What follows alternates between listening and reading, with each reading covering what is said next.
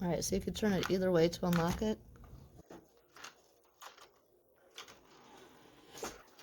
Pull it open. Okay, so if you notice, this always stays locked. So even though I just opened it from that side, on this side it's still considered locked. And then I have my thumbprint set up with it.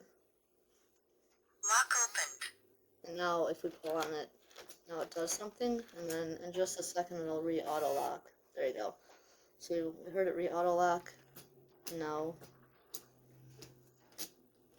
it's a nice feature. Lock opened.